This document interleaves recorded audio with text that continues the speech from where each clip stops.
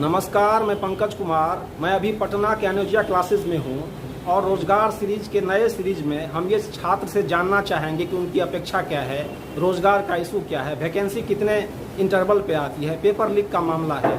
तो इन सब के बीच जब बेरोज़गारी का आंकड़ा आता है तो अंतर्राष्ट्रीय श्रम संगठन मानव विकास रिपोर्ट कहती है कि भारत में जो 15 से 29 वर्ष के युवा हैं, शिक्षित हैं, बेरोज़गारी के कुल प्रतिशत में 83% उनका है।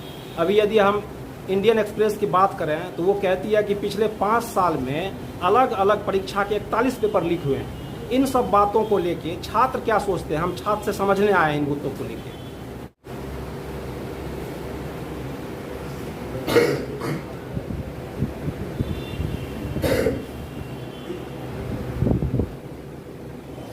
भारत में 70% आबादी युवाओं का है। हाँ। और रोजगार की समस्या तो यहाँ है ही।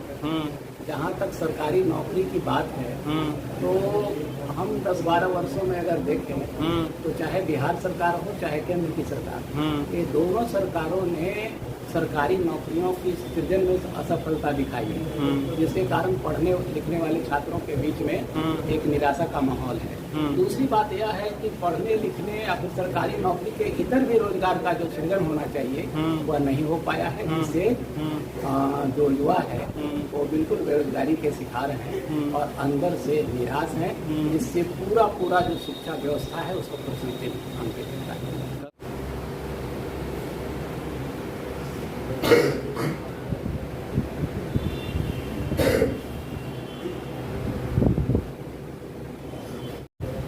क्या नाम है, किस चीज़ की तैयारी करते हैं आप? बैठ के कोई दिक्कत नहीं है। सोनू कुमार। जोर से, क्या मतलब किस चीज़ की तैयारी करते हैं आप? बीपीएससी की। आपको क्या लगता है अभी जो चल रहा है रोजगार को लेके, उस पर क्या कहिएगा? आपके वैकेंसी का या पेपर लीक का क्या लगता है आपको? अभी जो वैकेंसी आने वाली है, अच्छा, इस पर सरकार को थोड़ा सा ज़्यादा और वैकेंसी देने की ज़रूरत है। अच्छा।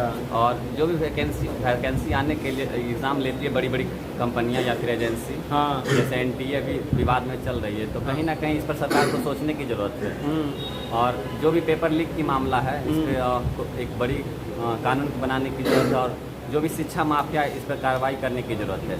अच्छा। इससे हम विद्यार्थियों का मनोबल कहीं ना कहीं टूट जाता है और दिन रात मेहनत करने के बावजूद वैसे लोगों का चयन हो जाता है जो इसके लिए योग्य नहीं होते हैं।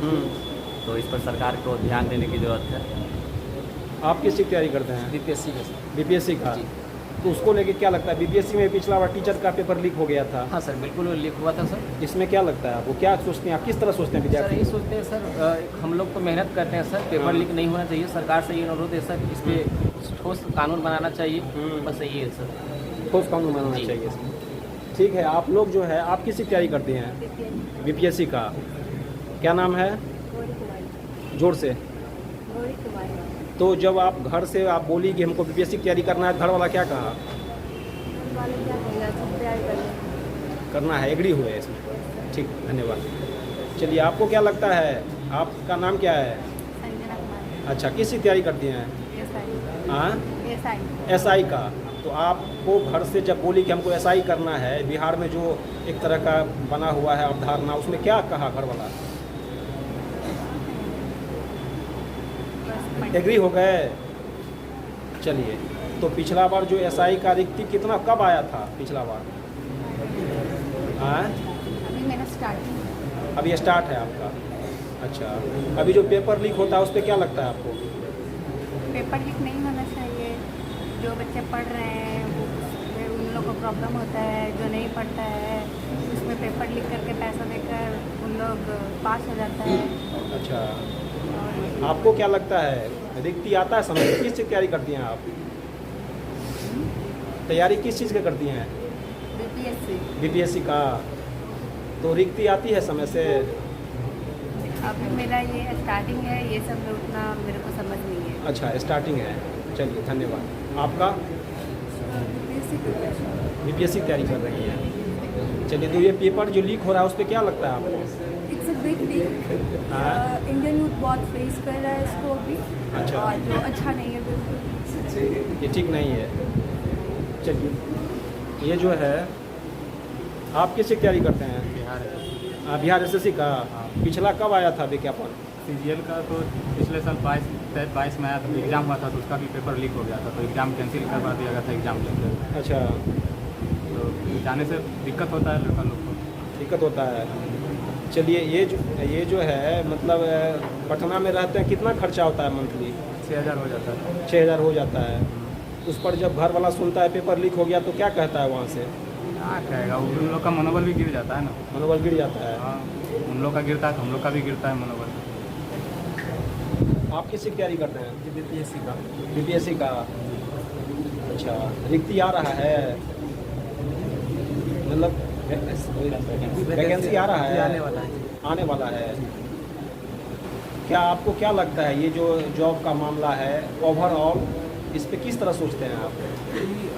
इस पर कहीं न कहीं सरकार को ध्यान देना चाहिए। हाँ, क्योंकि मतलब मेहनत से जो है स्टूडेंट मतलब तैयारी करता है, हाँ। घर से दूर रहता है, तो कहीं न कहीं ध्यान देना चाहिए सरकार को।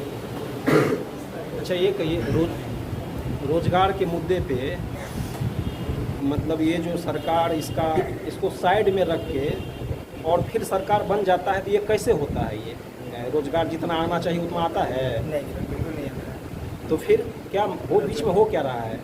रोजगार तो सर बिल्कुल ही आने चाहिए। और सबसे पहला बात है कि सर यहाँ पर मतलब पेपर जो लीक जो होता है, इसमें बहुत ही मतलब स्ट्रिक्ट कानून बनाने की आवश्यकता है, जिससे मतलब विद्यार्थियों को काफ़ी राहत होता है।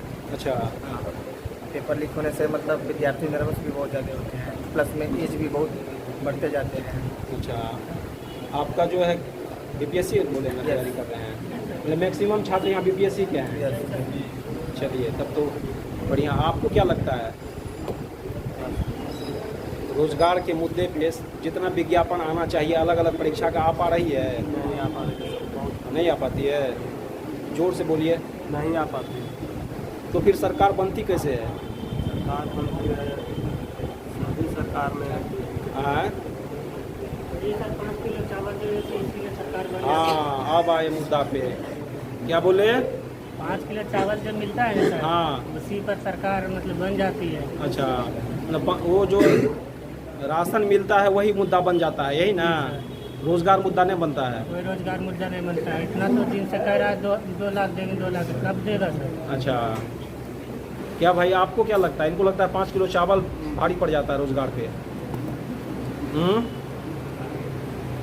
भारी तो नहीं पड़ता है, लेकिन ना कहना है। चलिए,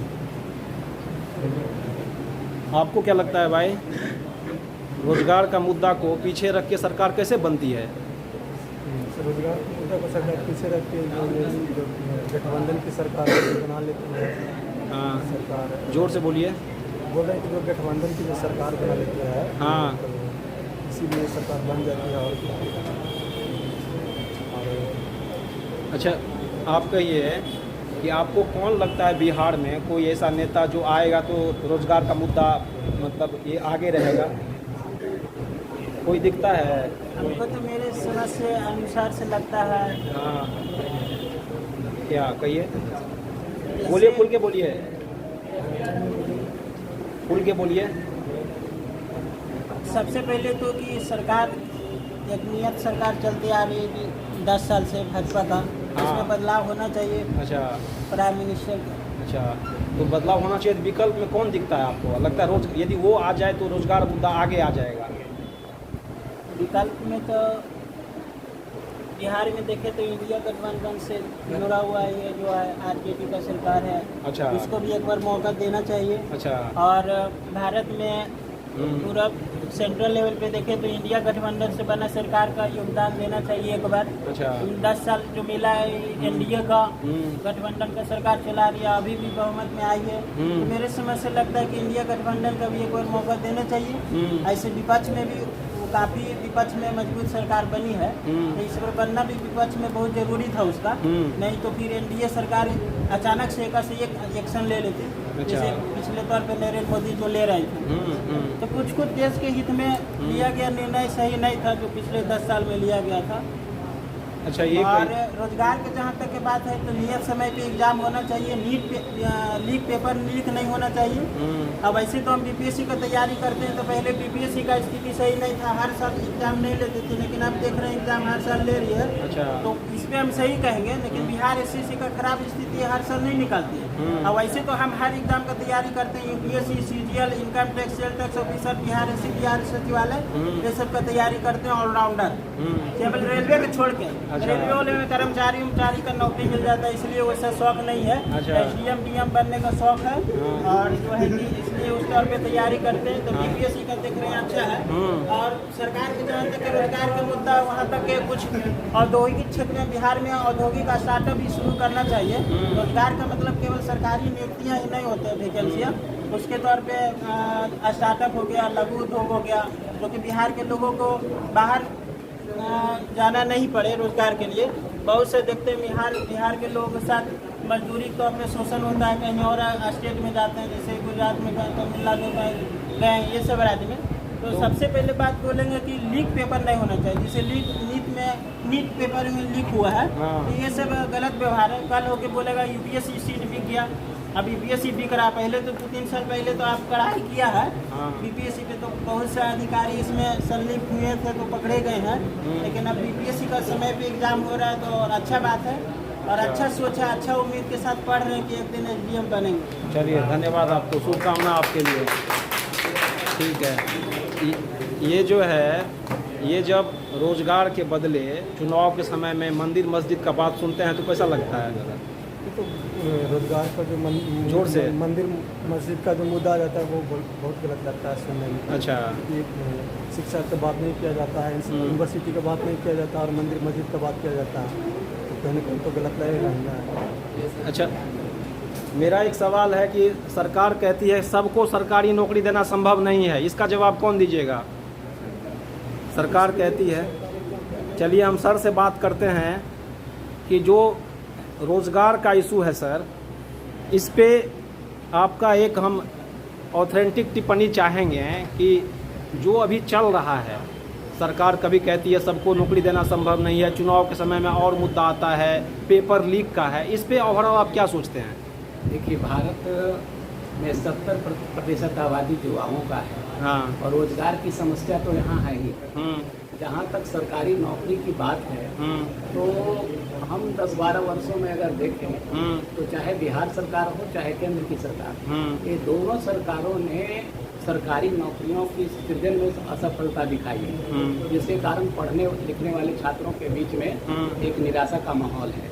दूसरी बात यह है कि पढ़ने लिखने या फिर सरकारी नौकरी के इतर भी रोजगार का जो सृजन होना चाहिए वह नहीं हो पाया है, जिससे जो युवा है वो बिल्कुल बेरोजगारी के शिकार हैं और अंदर से निराश हैं, जिससे पूरा जो शिक्षा व्यवस्था है उसको प्रश्न है। रोजगार तो दिया है, अग्निवीर दिया ना।